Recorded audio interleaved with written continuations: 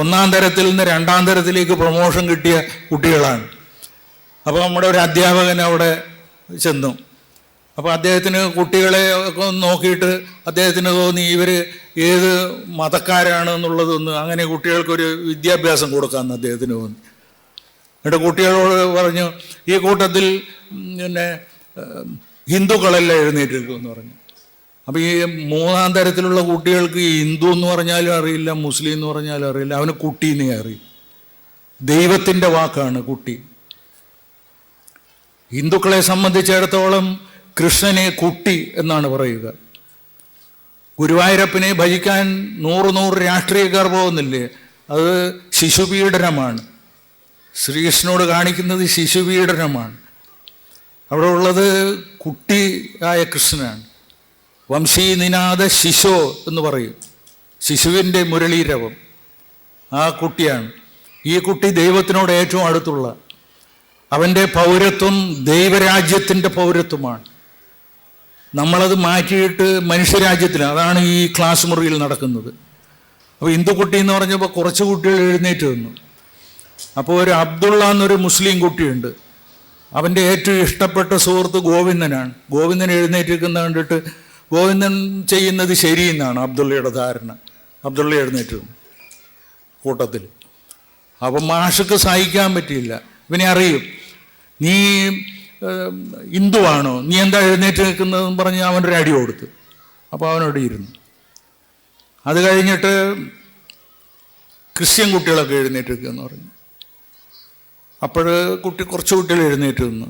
അപ്പോൾ ഈ അബ്ദുള്ളയ്ക്ക് ഇതുപോലെ തന്നെ ഒരു സുഹൃത്തുണ്ട്, തോമസ് എഴുന്നേറ്റ് നിൽക്കുന്ന കണ്ടിട്ട് അബ്ദുള്ള വിചാരിച്ചു നേരത്തെ ചെയ്തത് തെറ്റായിരിക്കും, ഇത് ശരിയായിരിക്കും, അവൻ എഴുന്നേറ്റ്. അപ്പം മാഷ് ഇവനെ പ്രത്യേകം ലാക്ക് വെച്ചിരുന്നു, ഇവനെന്താ ചെയ്യാന്ന്. അപ്പോൾ ഇവൻ വീണ്ടും എഴുന്നേറ്റ്, നീ നേരത്തെ ഇത് ചെയ്യുന്ന ഇപ്പോൾ നീ എന്ന് കൊടുത്തു 2 അടി.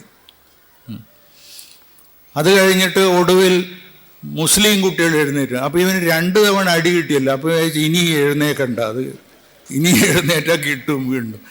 അവന് എഴുന്നേക്കാതെ. അപ്പം മാഷ് പറഞ്ഞു, നീ മുസ്ലിമായിട്ട് നീ എഴുന്നേറ്റ് നിൽക്കുന്നില്ല, കൊടുത്തു 3 അടി.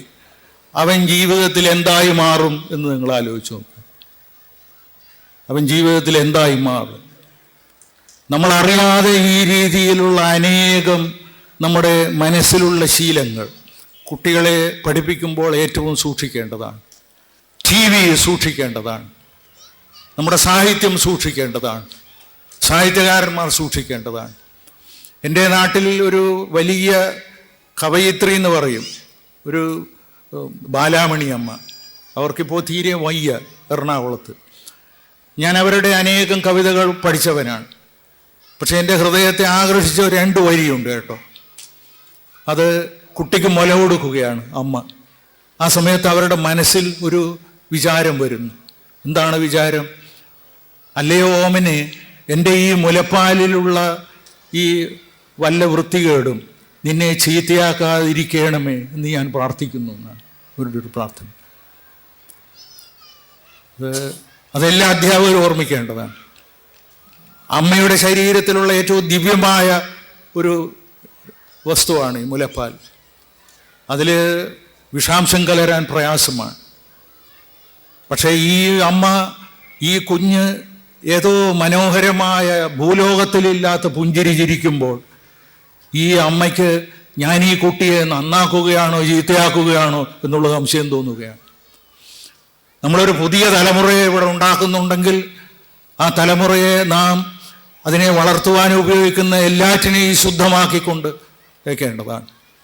അതുകൊണ്ട് ഇവിടെ പത്രം നടത്തുന്നവർ, റേഡിയോ നടത്തുന്നവർ, TV നടത്തുന്നവർ, വിദ്യാലയങ്ങൾ നടത്തുന്നവർ, ഇവരെല്ലാം രാഷ്ട്രീയം നടത്തുന്നവർ, ഇവരെല്ലാം സൂക്ഷിക്കേണ്ടതാണ്.